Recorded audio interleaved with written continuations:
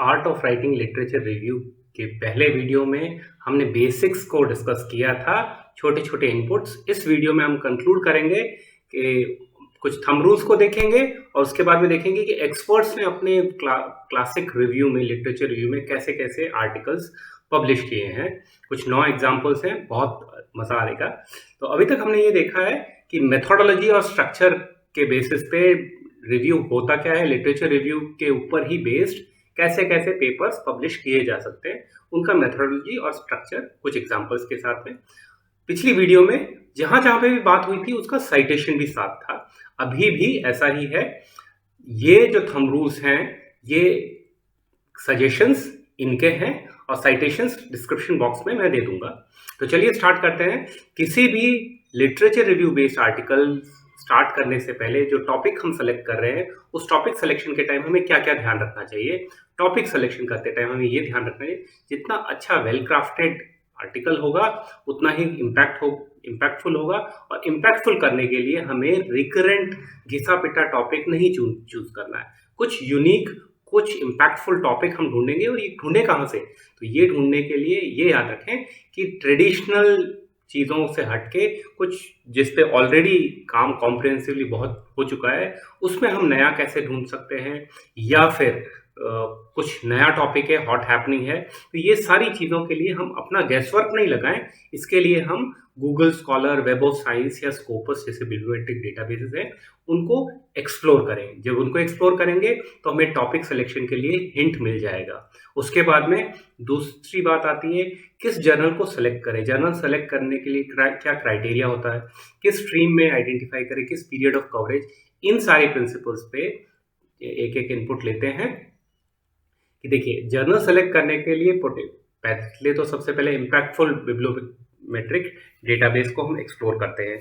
जैसे कि JCR index है, JCR इंडेक्स में जो जो जर्नल इम्पैक्ट फैक्टर 1 या 1 से ऊपर हैं उनको हम चूज कर सकते हैं। इसी तरीके से ये मैं नहीं कह रहा हूँ, ये साइटेशन है साथ में। इसी तरीके से अगर हम ये देखें, स्कोपस में कंपैरेटिवली ज्यादा नंबर ऑफ जर्नल्स है, ज्यादा नंबर ऑफ आर्टिकल्स है as compare to Web of Science. तो जहां पे हमको चीज मिलती है, जहां पे हमारे काम की चीज मिलती है, वहां से हम एक्सप्लोर करें। दूसरी बात आती है कि कितने उस पे पेपर्स तो हजारों लाखों आ जाएंगे। अब किसी टॉपिक पे अगर हम जितना ब्रॉड रखेंगे उतनी ज़्यादा ब्रॉड चीज़ आएगी। तो वो फिल्टर करते टाइम, सेलेक्ट करते टाइम कुछ क्राइटेरिया होता है क्या? यस, होता है। लेट्स से फॉर इंस्टेंस हम ये कहें कि ABS की जो JQL जर्नल क्वालिटी लिस्ट है, उसमें हम 3 स्टार या 3 स्टार से अबव वाले आर्टिकल को ही चूज करेंगे। या ABDC की लिस्ट में A और A स्टार वाले रैंक वाले पेपर ही सिलेक्ट करते हैं, तो हमारा सिलेक्शन फिल्टर हो जाता है, हमारा सैंपल साइज छोटा हो जाएगा। और जिस जर्नल में हम पब्लिश करना चाहते हैं, सपोज हमने किसी जर्नल को आइडेंटिफाई किया कि इस जर्नल में पब्लिश करने के लिए हम भेजेंगे अपने पेपर को, तो उस जर्नल के भी कम से कम 10-15 आर्टिकल, सिग्निफिकेंट आर्टिकल जो हैं उस टॉपिक के ऊपर, वो तो हमें साइट करना ही है, उनको भी हमें इंक्लूड करना। अदरवाइज जर्नल के एडिटर्स बोलेंगे कि आपने इसी टॉपिक पे हमारे जर्नल में ऐसे आर्टिकल खूब पब्लिश हुए, आपने उनको पढ़ा ही नहीं, राइट। तो ये चीज़ें हमारे सिलेक्शन क्राइटेरिया को, हमारे जितना फिल्टर्ड होगा हमारा सिलेक्शन क्राइटेरिया, उतने ज़्यादा चांसेस होंगे हमारा आर्टिकल पब्लिश हो। अब आर्टिकल सर्च करते टाइम क्या क्या चीज़ों को इंक्लूड करें, किस चीज़ को एक्सक्लूड करें, इसका क्या क्राइटेरिया रहता है। हमें 50 पेपर लेने हैं चाहे 500 पेपर लेने हैं, जो भी रिलेवेंट फील्ड है उसमें इंक्लूड और एक्सक्लूड करने के लिए सबसे बढ़िया हेल्प आती है कीवर्ड्स की। ये कीवर्ड्स ऑथर भी डिसाइड करता है। टाइटल के साथ में ऑथर का जो आर्टिकल का टाइटल है उसमें हमें कीवर्ड्स मिल जाएंगे। एब्स्ट्रैक्ट में कीवर्ड्स समझ में आ जाएंगे। एब्स्ट्रैक्ट के बाद में कई बार अक्सर कीवर्ड्स लिखे होते हैं अलग से, ये एक तरीका होता है। या फिर जब आर्टिकल को ओवरव्यू देखते हैं, उसका कंटेंट, वाइड रीडिंग में जब उसका कंटेंट, डिस्कशन, डेलिब्रेशन, कंसेंसस उसमें जो दिखता है, उसमें भी हमें कीवर्ड समझ में आ जाते हैं कि हाँ ये हमारी थीम के साथ में मैच कर रहे हैं। इसके अलावा identification of streams and time period of review. अच्छा, ये सब स्ट्रीम्स, जैसे सपोज हम मैनेजमेंट के ब्रॉड कॉन्टेक्स्ट में बात कर रहे हैं, तो ब्रॉड कॉन्टेक्स्ट में पूरे एंटायर डिसिप्लिन या पूरे वाइड टॉपिक पे थोड़ी बात करेंगे।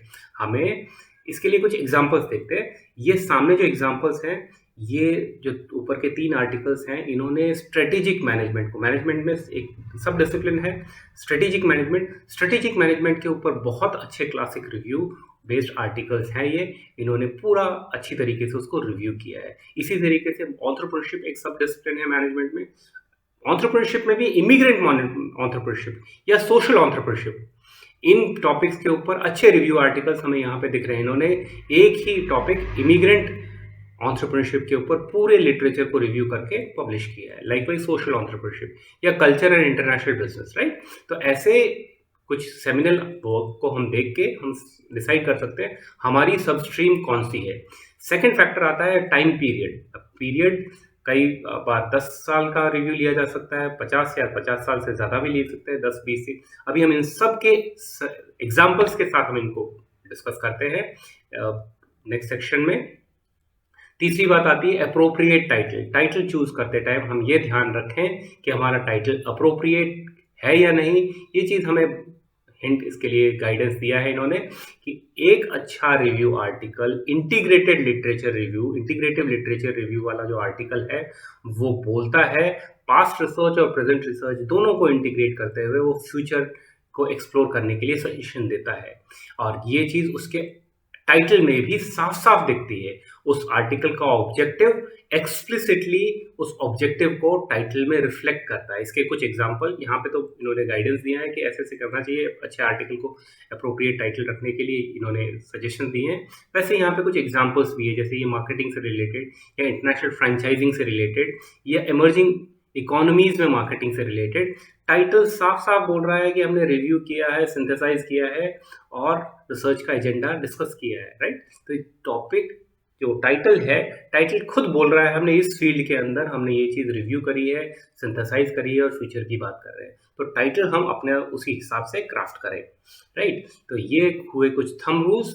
अब research gap, importance of direction in future research का डायरेक्शन, ये भी बहुत इंपॉर्टेंट बात आ जाती है कि हमारे रिव्यू आर्टिकल में जितने भी हम रिव्यू के लिए लिटरेचर ले रहे हैं, जितने भी पेपर्स ले रहे हैं, उसमें लगभग 1/4 के आसपास हम ऐसे पेपर्स आइडेंटिफाई करें जो साफ साफ फोकस कर रहे हैं फ्यूचर रिसर्च के एजेंडा को डिस्कस करते हुए।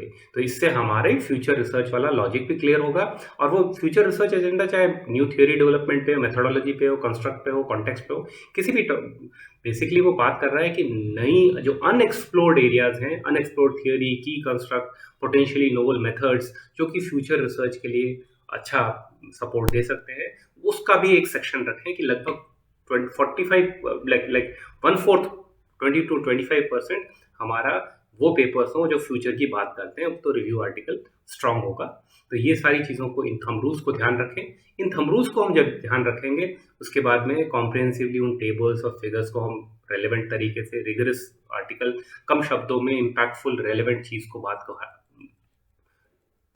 एक्सपेक्ट करेंगे तो हमारा review article proper type synthesise होगा। अदरवाइज वो लॉजिक की बात नहीं आएगी। और ये सारे सजेशंस किसने दिए यहाँ पे हम एक्सप्लेन कर चुके हैं। तो चलिए अब आते हैं, ये तो हुए बेसिक छोटे छोटे इनपुट्स कि कैसे कैसे क्या क्या करना चाहिए पिछली वीडियो के कनेक्शन में। अब हम देखते हैं कैसे एक्सपर्ट ने अपने अच्छे रिव्यू आर्टिकल्स पब्लिश किए हैं एग्जाम्पल्स के साथ में।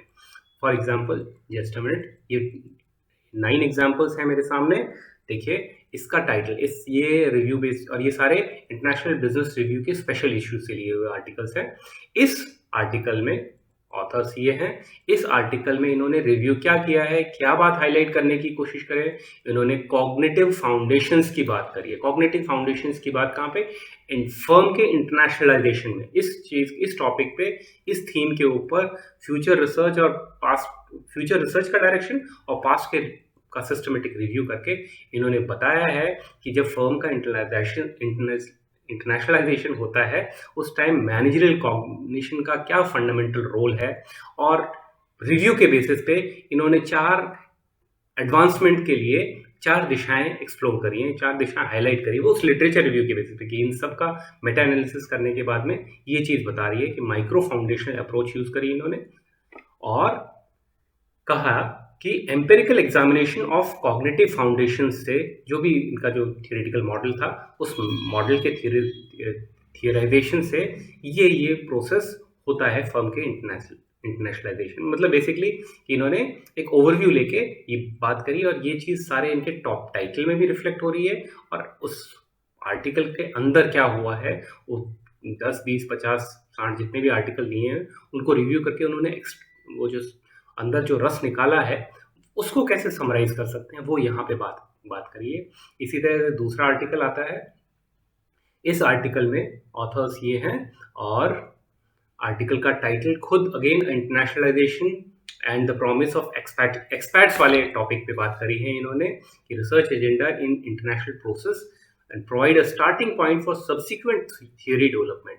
अच्छा, अब हम आर्टिकल में कोई नेक्स्ट थियोरी डेवलपमेंट या उसकी बात कर रहे हैं और क्योंकि स्पेशल जो ये सारे जो 9 के 9 एग्जाम्पल हैं इंटरनेशनल बिजनेस से रिलेटेड उस जर्नल के हैं तो सारे एग्जाम्पल्स भी आपको वैसे ही दिखेंगे। लेकिन यहाँ पे बात क्या कहिए कि इंटरनेशनलाइजेशन की जो थियोरीज हैं उनको कंबाइन करके कंसेप्चुअल फ्रेमवर्क ऑफर किया है और वो फ्रेमवर्क अलग अलग एलिमेंट्स को इंक्लूड करता है, non linear, discontinuous and novel events को के ऊपर, उन फाउंडेशंस के ऊपर बेस्ड एक कंसेप्चुअल फ्रेमवर्क हाईलाइट करता है। और इन्होंने TCCM प्रोटोकॉल, पिछली वीडियो में इसका बात की थी, उस TCCM फ्रेमवर्क प्रोटोकॉल को यूज करते हुए इन्होंने थियराइज किया है।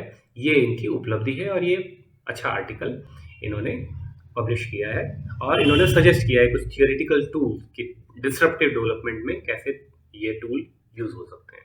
तो ऐसे ये कुछ एग्जांपल्स हैं, दो एग्जांपल्स हैं, जस्ट अ मिनट, ये 2 एग्जांपल्स हैं और थर्ड एग्जांपल है एक अच्छे corruption in international business, a review and research agenda. इस आर्टिकल में, इस रिव्यू बेस्ड आर्टिकल में करप्शन की बात करी है और वो करप्शन की बात करने के लिए उन्होंने क्या किया है, इन्होंने हाइब्रिड टाइप रिव्यू किया है, बिब्लियोमेट्रिक और स्ट्रक्चर्ड रिव्यू दोनों, बिब्लियोमेट्रिक और स्ट्रक्चर्ड रिव्यू दोनों के बेसिस पे इन्होंने 17 साल के आर्टिकल्स लिए 1992 से 2019 जिनमें corruption in international business topic को डिस्कस किया था।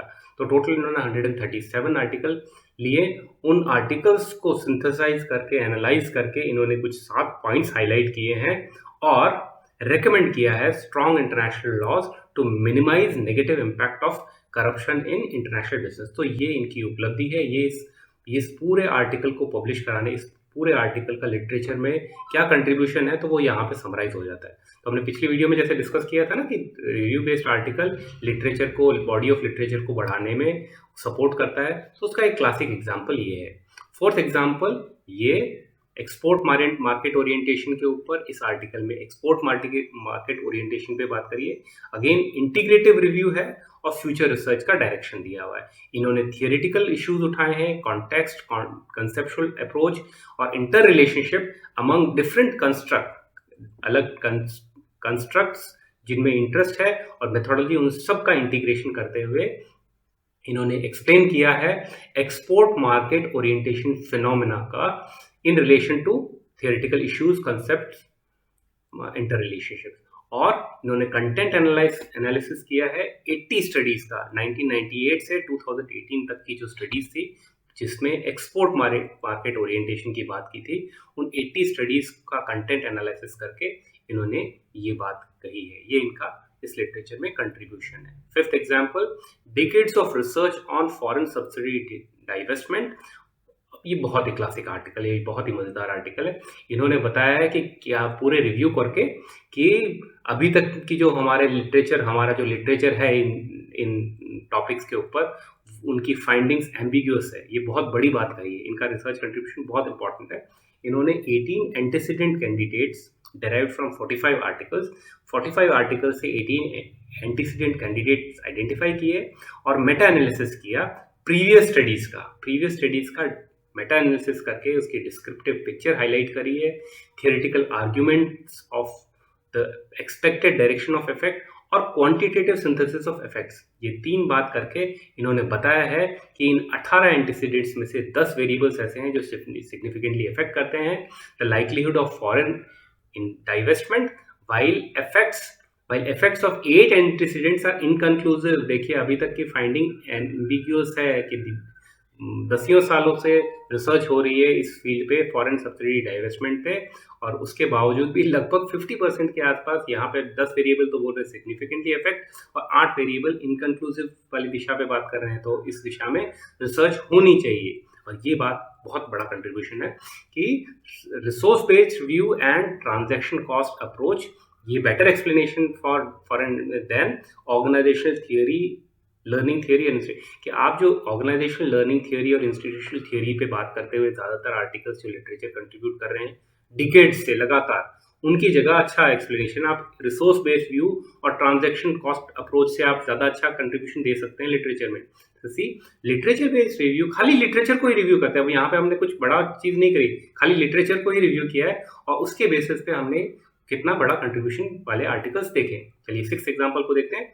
Host country risk and foreign ownership strategy Meta analysis. इस आर्टिकल में मेटा एनालिसिस टॉपिक के अंदर लिख लिया है, तो साफ साफ बता रहे हैं कि एम्पिरिकल एविडेंसेस ले रहे हैं और रिलेशनशिप स्टडी करने की कोशिश कर रहे हैं, और बोला कि रिलेशनशिप इनकंक्लूसिव है। किसमें रिलेशनशिप इनकंक्लूसिव? होस्ट कंट्री की रिस्क एंड फर्म्स की ओनरशिप लेवल के अंदर in foreign entry strategy. Foreign entry strategy के टाइम में होस्ट कंट्री की रिस्क टेकिंग और फर्म की ओनरशिप लेवल के बीच के जो रिलेशनशिप है उसकी अंडरस्टैंडिंग हमारी अभी तक इनकंक्लूसिव है। अब इस इनकंक्लूसिव को कैसे बढ़ाया जाए, इसके लिए रीविजिट द रिलेशनशिप, और इसके लिए integration of internationalisation logic with the institution based view. Institution based view के का और इंटरनेशनलाइजेशन के लॉजिक के बीच में इंटीग्रेशन होना जरूरी है।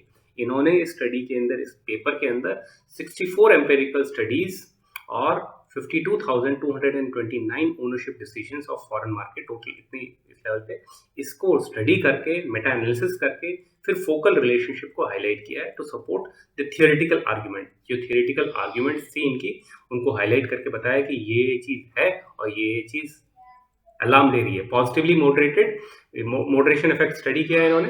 Positively moderated by institutional constraints on policy makers and risk taking tendencies in home country, but negatively moderated focal relationship, negatively moderated by the joint effect of these two institutional factors। ठीक है, और agenda for future theory development के लिए भी international basis में ये बात करी। तो देखिए अलग अलग आर्टिकल में, अभी 7th आर्टिकल हम डिस्कस कर रहे हैं, कैसे फाइंडिंग्स आती हैं, क्या कंट्रीब्यूशन होता है, कैसे ये टॉप रेटेड आर्टिकल्स जो हम ले रहे हैं, ये कुछ 9 एग्जाम्पल्स हैं, उन्होंने क्या कंट्रीब्यूशन दिया, एग्जाम्पल समझ में आ रहा है। Selection is foreign location decision. Business जब फॉरेन लोकेशन में इस्टेब्लिश करता है तो उस डिसीजन में इंस्टीट्यूशनल लेंस का क्या है, उसके सिलेक्शन और चॉइस के दिशा पे ये रिव्यू किया है। While institution influence locational decision, less is known about the specific levels and mechanism of institutional influence.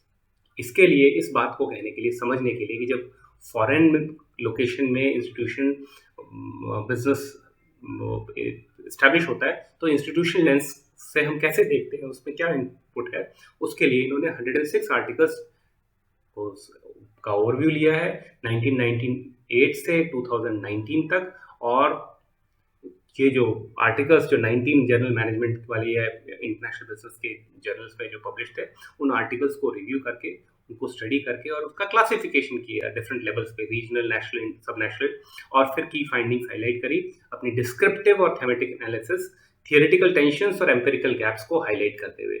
इस पूरे रिव्यू के अंदर इन्होंने थियोरेटिकल टेंशंस और एम्पिरिकल गैप्स को हाईलाइट किया है। Article number 8, yes it is perhaps done. Determinants and performance of early internationalisation firm, इसमें 167 आर्टिकल्स, 28 जर्नल, 30 साल का पूरा स्टडी किया है। और अर्ली इंटरनेशनलाइजेशन ऑफ फर्म का अर्ली इंटरनेशनलाइजेशन के टाइम में उनके परफॉर्मेंस पे क्या इम्पैक्ट रहता है, और परफॉर्मेंस को स्टडी करने के लिए फोकस किया है इन्होंने एंटरप्रेन्योर, फर्म और एनवायरमेंटल फैक्टर्स के ऊपर। और फिर इंटीग्रेटिव फ्रेमवर्क दिया है इन रिलेशनशिप को समझने के लिए, और फ्यूचर रिसर्च के लिए सिग्निफिकेंट गैप्स को हाईलाइट किया है। तो ये इस आर्टिकल का मेजर कंट्रीब्यूशन है। तो हमने देखा फाइनली लास्ट आर्टिकल, कल्चर और इंटरनेशनल बिजनेस रिसर्च की, कल्चर का और इंटरनेशनल बिजनेस पे क्या इम्पैक्ट रहता है, क्या स्टडी रहती है, और इसके लिए सिस्टमेटिक रिव्यू है। और इंटरनेशनलाइजेशन के आउटकम को स्टडी किया है, मैपिंग करी है इन्होंने किस डायरेक्शन में कल्चर रिसर्च डोमेन के अंदर, और फ्यूचर रिसर्च डेवलपमेंट के लिए एवेन्यूज आइडेंटिफाई किए हैं ताकि theory development, context, characteristics and methodology को हाईलाइट किया जा सके। अगेन टीसीसीएम प्रोटोकॉल, जो कि पिछली वीडियो में भी इस पर थोड़ा सी बात करी थी, टीसीसीएम प्रोटोकॉल को यूज करके इन्होंने क्लस्टर एनालिसिस से 8 रिसर्च क्लस्टर्स आइडेंटिफाई किए हैं जिनके नाम यहाँ पे सामने दिख रहे हैं। और ऐसे हमने समझा कि कैसे अच्छे रिसर्च बेस्ड, लिटरेचर रिव्यू पे बेस्ड आर्टिकल्स कैसे होते हैं, उनमें क्या थंब रूल्स है और अच्छे आर्टिकल्स में क्या देखा जाता है, राइट।